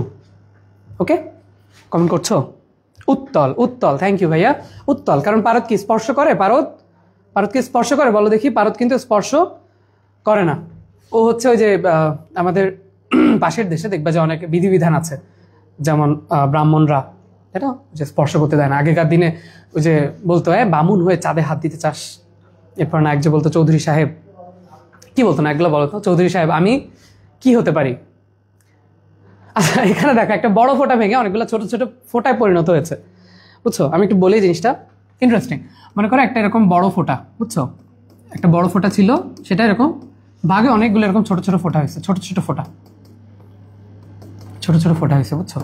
সে একটু খেয়াল করলে দেখবা যে আগেরটার কিন্তু চারিদিক পরিমাণে হচ্ছে শুধুমাত্র এই যে দেখো পৃষ্ঠ বরাবর কিন্তু শুধুমাত্র এইটুকু ছিল, কিন্তু প্রত্যেকটার কিন্তু এখন এই যে ক্ষেত্রফলের এরিয়াটুকু কিন্তু বৃদ্ধি পেয়েছে সবার। তুমি যদি এই সবগুলো কণা একসাথে যোগ করো তাহলে দেখবে এটা হচ্ছে অবশ্যই বড় হবে, অবশ্যই বড় হবে।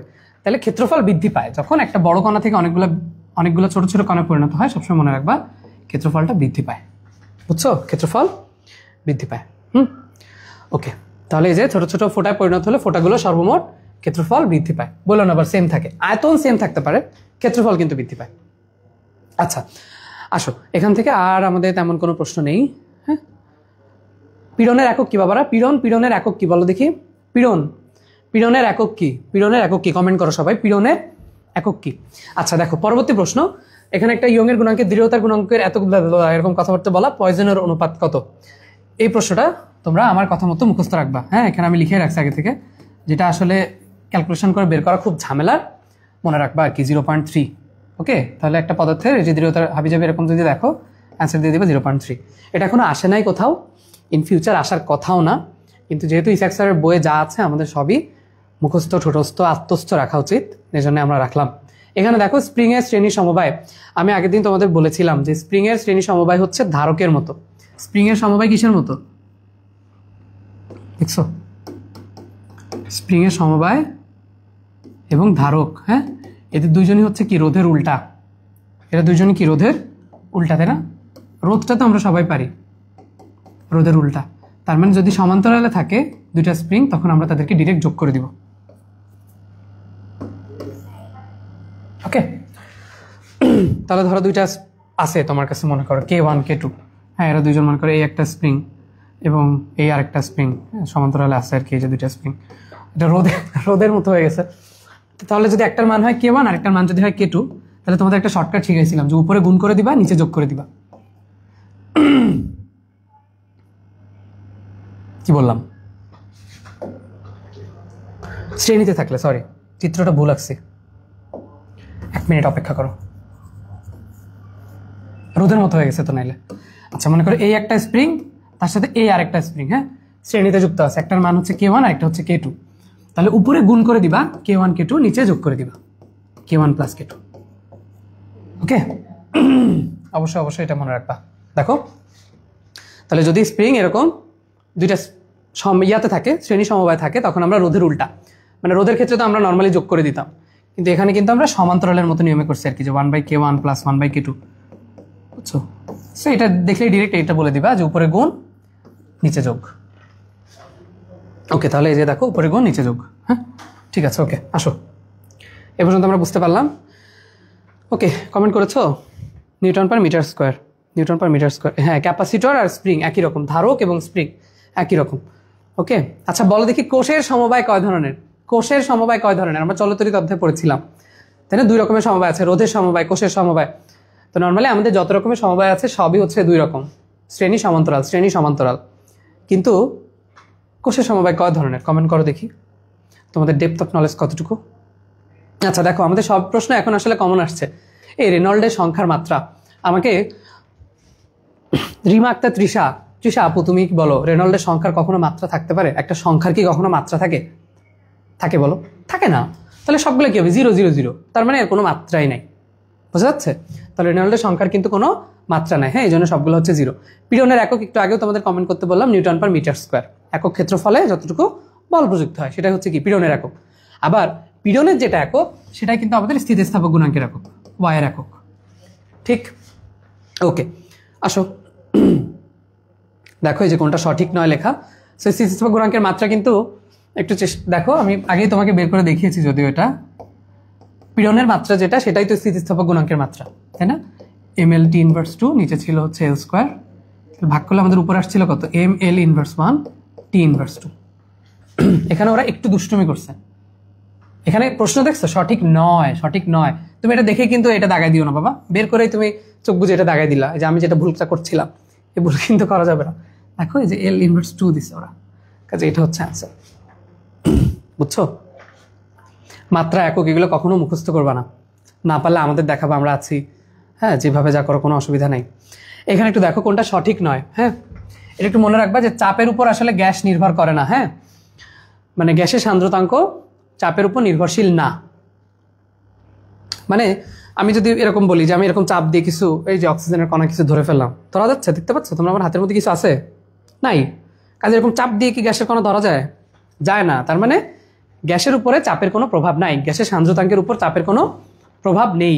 কিন্তু একটা তরল আমি নিলাম, নিয়ে আমি যদি এইটাকে এমনি চাপ দিয়ে ধরি, তখন কিন্তু কণাগুলো সব একসাথে হয়ে গেল। একসাথে যখনই হয়ে যাবে তখন সবাই আবার আটোসাটো হয়ে আগের জায়গায় বসে পড়বে, তখন কিন্তু সান্দ্রতার মানটা বেড়ে যাবে, বুঝছো? তাহলে তরলের ক্ষেত্রে চাপ বাড়ালে সান্দ্রতাও বৃদ্ধি পায়, কিন্তু গ্যাসের ক্ষেত্রে এই যে কিছু ধরতে পারতেছি না তো, তার মানে চাপের উপর নির্ভরশীল নয়। তাহলে এটা কোনটা সঠিক নয়? এই জন্য এটা হচ্ছে আমাদের অ্যান্সার, যে আসলে চাপের উপর নির্ভরশীল, কিন্তু আসল কথা কি নির্ভরশীল নয়। তাহলে একটু কমেন্ট করো যে তরলের ক্ষেত্রে যদি আমরা চাপ বাড়াই তাহলে আমাদের সান্দ্রতাঙ্কের কি পরিবর্তন হয়? সেটা কি বাড়ে নাকি হ্রাস পায়? তরলের ক্ষেত্রে চাপ বাড়ালে সান্দ্রতাঙ্ক বাড়ে নাকি হ্রাস পায়? আচ্ছা এখানে দেখো স্থিতিস্থাপক গুণাঙ্ক একই, ভিন্ন প্রস্থচ্ছেদের তার। তো আমরা জানি ইয়ংয়ের গুণাঙ্ক নির্ভর করে কিসের উপর ভাইয়া? উপাদানের উপর। কিসের উপর? উপাদানের উপর। একটু আগেও বললাম আপেক্ষিক রোধ উপাদানের উপর, ইয়ংয়ের গুণাঙ্ক কিসের উপর? উপাদানের উপর। তাহলে অবশ্যই তাদের উপাদান একই, একই উপাদান। দেখো পানির পৃষ্ঠটান এত দেয়া আছে, পৃষ্ঠ শক্তি কত হবে? আমরা জানি পৃষ্ঠটানের পৃষ্ঠ শক্তি সমতুল রাশি। কোন ক্ষেত্রে? শর্ত কি ছিল? শর্ত কি ছিল? পৃষ্ঠটান পৃষ্ঠ শক্তি যে সমান। কোন শর্তে? কোন শর্তে? কমেন্ট করো দেখি কোন শর্তে?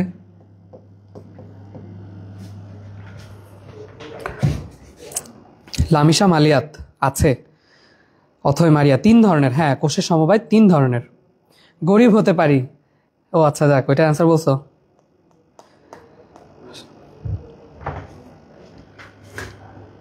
আচ্ছা ঠিক আছে, ওকে। তাহলে এটা কোন ক্ষেত্রে সমান হয় বলো, মনে আছে তোমাদের? আচ্ছা, তাহলে গ্যাসের ক্ষেত্রে বলো, গ্যাসের ক্ষেত্রে কি গ্যাসের সান্দ্রতার ক্ষেত্রে চাপের কি কোনো প্রভাব আছে? বলো দেখি, গ্যাসের সান্দ্রতার ক্ষেত্রে কি চাপের কোনো প্রভাব আছে? দেখো, আবার কমন পড়ে গেছে। কোন ধর্মের কারণে পানির ফোঁটা গোলাকৃতির হয়? আমরা জানি পৃষ্ঠটানের জন্য, তাই না? কার জন্য হয় বলো, তলটান বা পৃষ্ঠটান? সান্দ্রতার জন্য হয়? হয় না। এই দেখো, আবার সেই প্রান্তবেগে পড়লে সান্দ্র বল কি হবে? স্টোকসের সূত্র, তাই না? মাত্রই পড়লাম 6 পাই/, কতবার পড়লাম না বলো? 6 পাই/। আচ্ছা ঠিক আছে, এখান থেকে আর হয়তো আমাদের এই দেখো একটা তার কেটে 2 টুকরা করা হয়েছে, অশ্বভারের কি পরিবর্তন হবে? ভাই, অশ্বভারের কেন পরিবর্তন হবে? এটা তো নির্ভর করে উপাদানের উপর, একই থাকবে। অশ্বভার কি চেঞ্জ হবে? চেঞ্জ হবে বলো? একই থাকবে। পরম শূন্য তাপমাত্রায় বাকি সকল ক্ষেত্রে কার মান বেশি হয়? পৃষ্ঠ টানের মান বেশি হয়? বাকি সকল ক্ষেত্রে কার মান বেশি হয়? পৃষ্ঠ টান নাকি পৃষ্ঠ শক্তি? বলো দেখি।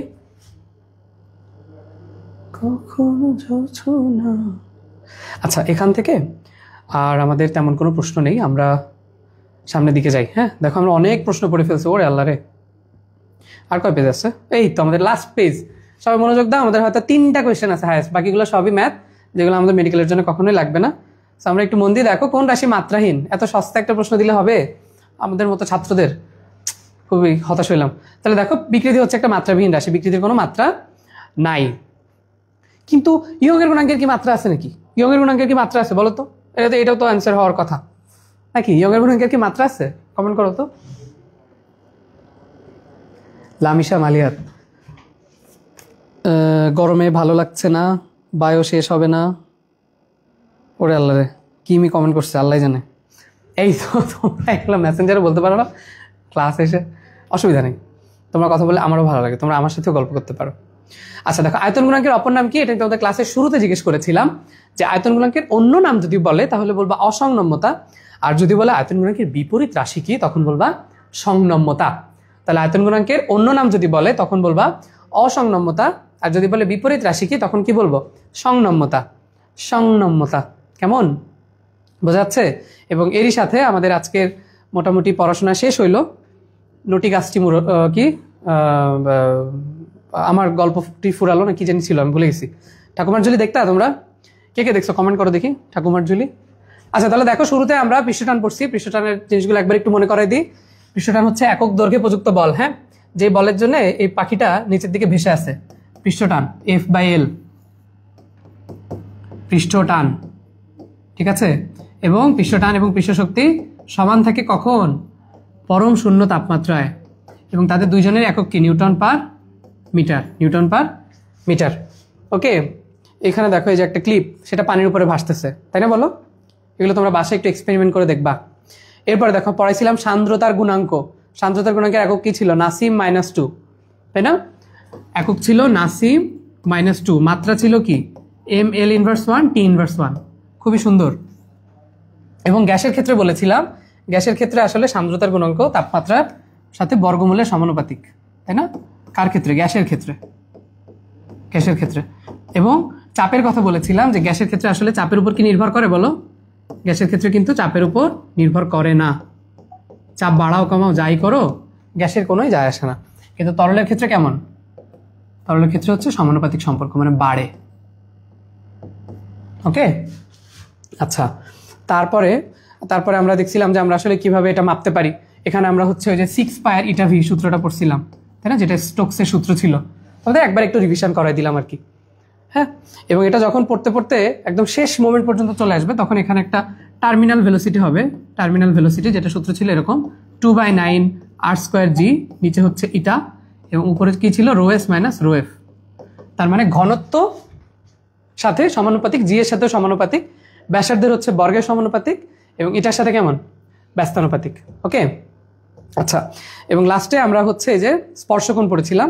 তাহলে স্পর্শকোণের বেলায় কয়েকটা কথা একটু বলি, যে স্পর্শকোণের বেলায় যদি আমাদের পাত্রের ভেতরে যেটা থাকবে তার ঘনত্ব যদি কম হয়, তখন আমাদের পৃষ্ঠটা হবে অবতল, কোণটা হবে সূক্ষ্মকোণ। এবং এই পানির কথা একবার বলে দিই, বুঝছো? পানি আর কাচের মধ্যে যে কোণ, পানি আর কাচের মধ্যে কোণ হচ্ছে 8 ডিগ্রি, খুবই কম।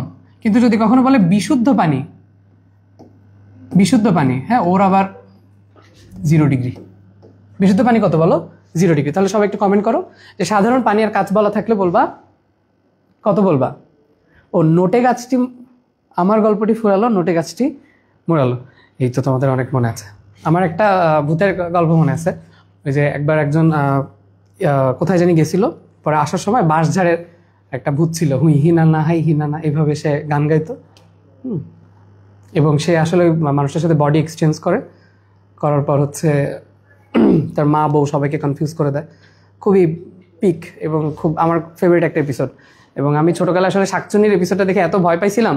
আরেকটা তো অ্যাকচুয়ালি খুবই ভয়ের একটা এপিসোড আছে, বুঝছো? ওই যে তোমার বাবার ছেলে মিলে ভূত ঝাড়াইতে যায়, খুব ভয়ানক। ওইটা মুখ দেখলে তো এখনও আমার ভয় লাগে। তোমরা কি দেখেছো যে হাই হিনানা হু হুনানার এপিসোডটা? বলো দেখি।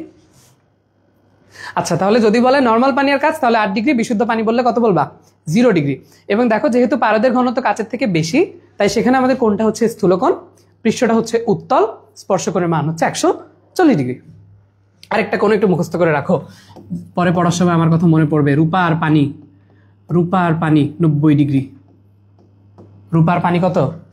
90 ডিগ্রি। ঠিক আছে, রূপার পানি কত? 90 ডিগ্রি। ব্রাহ্মণ ভূত আমি দেখছি। থ্যাংক ইউ আনিকা, আনিকা পারভিন, খুবই ভালো লাগলো। সুমাইয়া গনি সারা আমিও দেখছি, ভেরি গুড। ভালোই ছিল বলো ছোটকাল।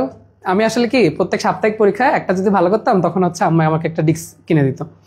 তখন তো আসলে এইসব ছিল না, তখন তো ডিভিডি প্লেয়ার ছিল। তোমরা তো আসলে, আমি তো তোমাদের থেকে অনেক বড়। আচ্ছা, আমার তো প্রায় মনে করো এক পা কবরে, হ্যাঁ, অনেক বয়স হয়ে গেছে। তোমরা তো অনেক ছোট মানুষ। তো যাই হোক, তোমাদের সময় হয়তো এগুলো ছিল না। যাই হোক, তাহলে আমি তোমাদের মোটামুটি অধ্যায়টা চেষ্টা করেছি শর্টের বাইরে যতটুকু যা টপিক আছে এবং সবগুলো এমসিকিউ ভালো মতো ব্যাখ্যা সহ সলভ করে দেওয়ার। আমি পিডিএফটা ইনশাল্লাহ দিয়ে দিচ্ছি তোমাদেরকে কমেন্টে, এবং তোমরা অধ্যায়টা ভালো মতো সলভ করবা নিজেরা, এটা আমার তোমার কাছে আবেদন। এবং সবাই চেষ্টা করে অ্যাডমিশনের আগে যত বেশি পড়া গুছায় নেওয়া যায়। তোমরা আমাদের জন্য দোয়া করবা। তোমাদের জন্য অনেক অনেক দোয়া এবং ভালোবাসা। আল্লাহ হাফেজ, সবাইকে বিদায়।